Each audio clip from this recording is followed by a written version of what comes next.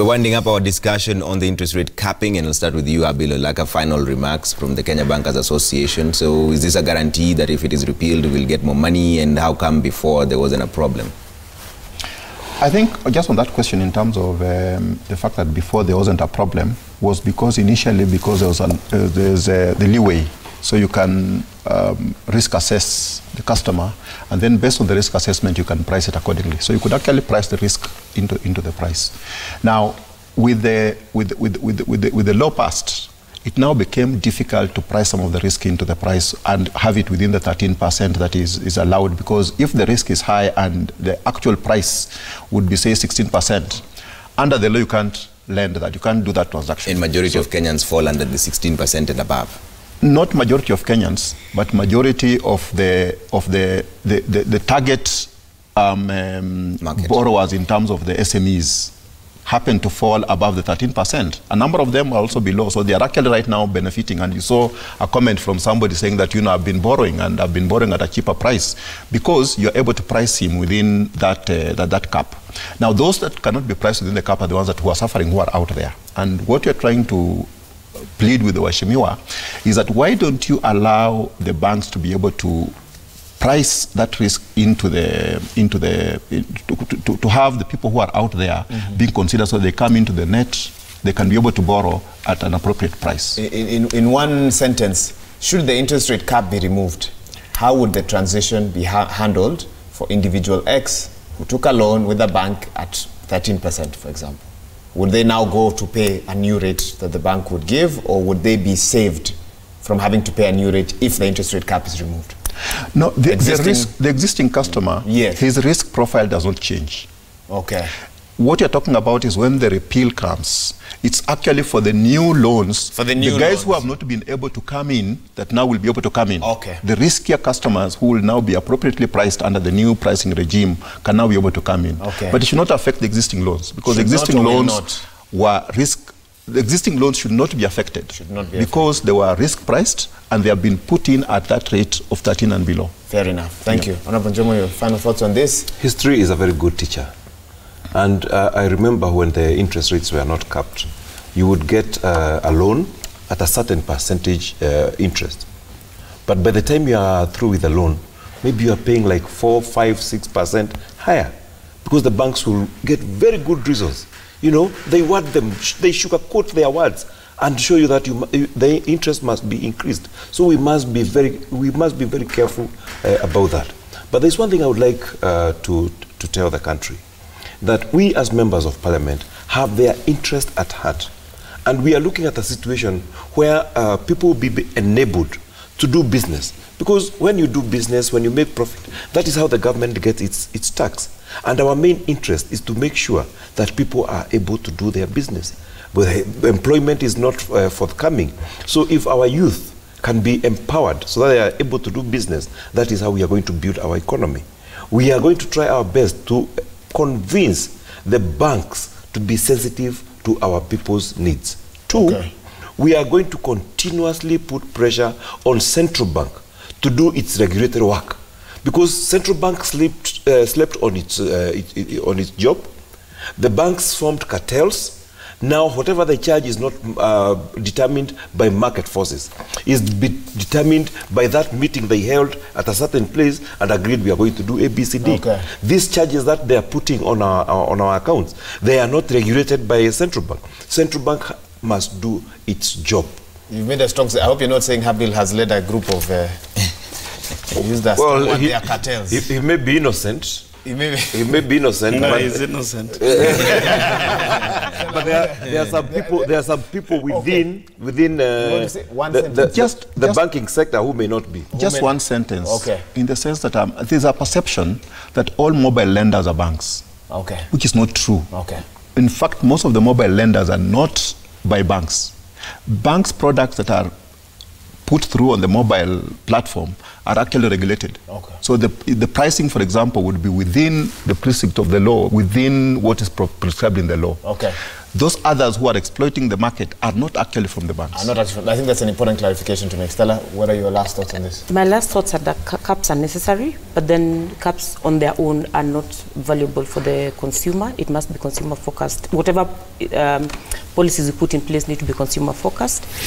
Ensure that even when we are setting the caps, we do not provide an opportunity for the banks to actually mistreat some of the smaller borrowers. Lending should actually be focused on the consumer, and as we develop this policy, we need to focus on the consumer. Indeed, we need to also spend some time, eventually, Mheshimiwa, on the online lenders, and I think that is the next area we need to look at, be the next frontier. They are really exploiting the young people in this country, putting them in debt even before they're ready to acquire debt. So I think that's also a sector we need to look at. And definitely, as Jacoyo said, most of these systems that you're putting in place actually need to respond to the consumer, but as they do so, we must also conceptualize some of the affirmative funds that we're setting up for different groups in our society. We must spend some time to reflect on how they're going to benefit them eventually, instead of just throwing money around and eventually does not benefit anyone. Okay. Honorable Midio. The government must stop competing the banks. The government must stop trading with the banks. The government must keep its role at the level of CBK and leave it there. All these affirmative action monies, put them in the banks and give the banks guidelines how our people can assess them. Just sanitize the market. Lastly, I think our financial sector is messy. And I think the most organized part of our financial sector is the banks. And I think what they need to do is to work with the legislators and deal with these issues of online lending. I don't think you can do it away from the banks. The issue of online and this so-called mobile banking, I think a law can be crafted that guides those activities. I remember I told Habil a while back when these telephone companies started trading in money, and I told them, the banks, you will be left with an egg in your face. They didn't take me seriously. But I see a scenario where 3-4 years from now, the banks may be packing up to leave. And I think that would be an unfortunate thing, because they are employers and they are taxpayers. Thank you. All right. Stella Agara, Governance and Youth Development Specialist, thank you so much for coming in. Honorable Jude Njomo, Member of Parliament, Kiambu Central, Asante. And Honorable Jacoyo Midio, former MP Game, and also Dr. Habil Olaka, CEO, Kenya Bankers Association. Thank you for coming into this morning. We're still running a poll. Should the interest rate cap be repealed? That is a question we're asking you. So far, yes, at 44%, no, at 56%.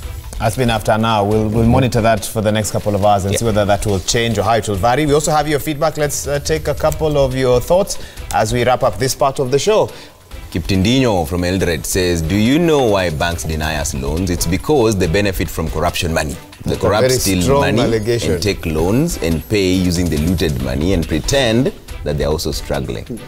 Wow, that's a very strong. Okay, you don't give us your name, but to say former KMMP spot on regarding the sabotage of the interest rate cap law by the banks and the government itself. The government should minimize or move away from local borrowing through treasury bills and bonds. Banks will always hide behind market forces to exploit poor Kenyans. I believe you need a PR campaign. You also don't leave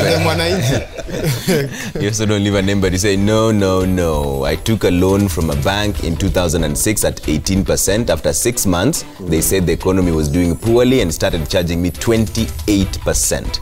How was I supposed to raise that? I sold my property to clear it, and they charged me 25,000 for early clearance. Someone doesn't give us a name, but they say, what happens to existing loans? Will they increase if the law is repealed? And Habil answered that just now. All right, Moria says interest rate capping is the best thing that Parliament did for Kenyans. Removal of the same could lead many of the existing borrowers into bankruptcy. Banks are already raking in billions in profits. How much more do they want to make from Kenyans? Retain the interest rate cap. Okay. Are we still looking at SMSs, or do we go to tweets now? Okay, we head to tweets. The hashtag is Daybreak. At Kelly Kaya, yes, government must stop competing with and frustrating SMEs. Okay. Straight to the point. Asamoah says, ask Olaka why banks in Kenya make billions in profit when they're making losses in domicile counties. Not sure I understand that question. In countries, Oh, I see. Countries, yeah. Hilary Ngasura says, please tell Honorable Midiwa that banks cannot offer free services such as cash withdrawal, issuing checkbooks, sending RTGS, TTs, EFTs, bulk transactions, etc. There are other free services like opening an account, check payments. How do they expect banks to raise revenue? Tanin says commercial banks are trying to twist the government by refusing to lend to the private sector and SMEs, citing risks of default. Can they do this with factual statistics? The small businesses hardly default, and that is why the money lending apps of this world are thriving. That's true, although we also know that SMEs, a certain percentage don't get past their third year. So it's not, there is a flip side to this. Zarke says capping interest rates was a huge blow to financial inclusion. Banks are better off putting their money on T-bills. It's risk-free. Okay, that's how we wrap up the program. Thank you so much for everyone who's taken time to tune in. We take a quick break now. When we return, Willis Raburu has we're doing some stretching. Yes. I believe. And some yoga. And some yoga, yes. Let's see how that goes. All right, we'll be right back.